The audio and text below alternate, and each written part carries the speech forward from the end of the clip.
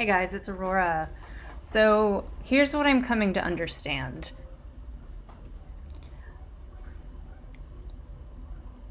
Black Lives Matter is the doorway for animal rights, climate change, basically any kind of reformation of our culture and how consuming and consumerism we are. And what I mean is this. So I've been reading and contemplating and chewing on what whiteness is. And whiteness, from what I've learned so far and understood, is whiteness is not having white color skin. Not really. It actually has nothing to do with skin color. It has to do with a culture, a type of culture that we as Americans swim in. It's superiority. It is superiority on the basis of nothing, on a perceived skin color, right? Perceived whiteness. But what it is it's a culture of inferiority complex, of power, control, competition, privilege. That's what whiteness is. That's what American whiteness is. It is the loss of culture, of experience, like heart-centered experience, of love, of caring, of community. It is the loss of that and the adoption of power as a basic foundation. And what Black Lives Matter is, it's a movement to deconstruct that. It is a movement to say, that is not okay anymore. This construct of whiteness, which is not, like I said, not really about a skin color, but it's a construct. It is this construct of power. So Black Lives Matter is saying, we're not okay with that anymore. You can't use us. And us isn't just black people. It is anybody who does not benefit from having the privilege of a white man. White woman too, but first and foremost a white man. And I know for some of you, this is going to be hard to hear. But we need to start understanding this in order to start making people's lives better and our own lives better. Because here's the thing is, if there is not balance, if there is not equality out there in the world, we are also screwing ourselves over because that imbalance causes repercussions.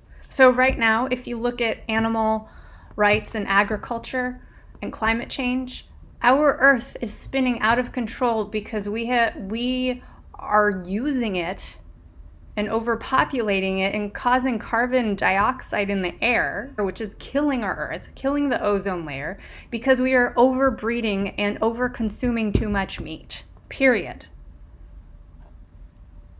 And what is that? That's consumerism. That is not taking the community into account. That's not taking our best interest into account.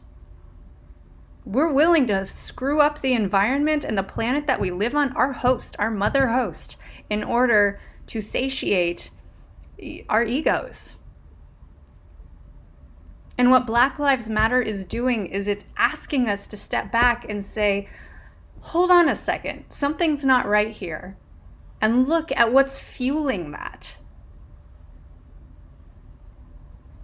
Because Black Lives Matter is the climate crisis. Black Lives Matter is animal activism. Black Lives Matter is LGBTQ rights. Black Lives Matter is women's rights.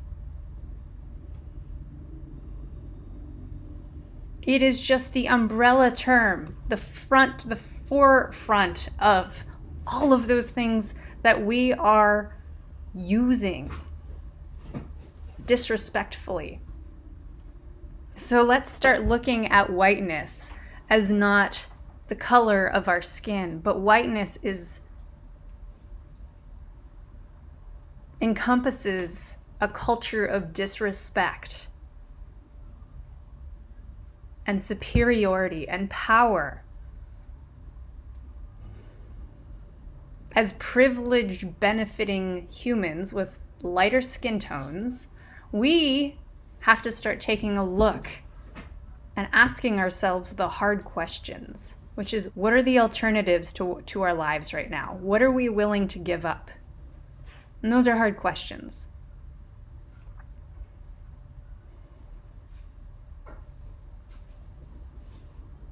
What are you drawn to? What are the things that kind of make you curious that are different? Like living off grid, cooperative communities, sharing things like washers and dryers and cars and power, internet.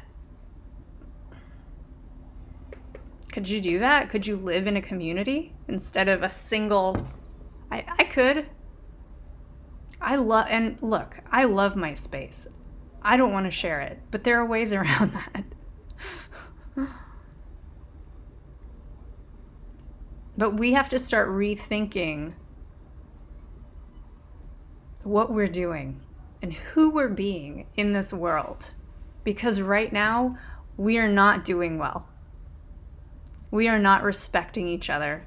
We are not we've somehow made some weird barriers of like types of one type of human is more important than another, or one type of being is more important than another. And that is not the case. I promise you, we have to flip our mindsets around and start looking at our consumerism and our expectations, and start looking at when we are not looking out for the little people. And when I say people, I don't mean just people, but the things that we are using. Like I said, the earth, the animals, other human beings too.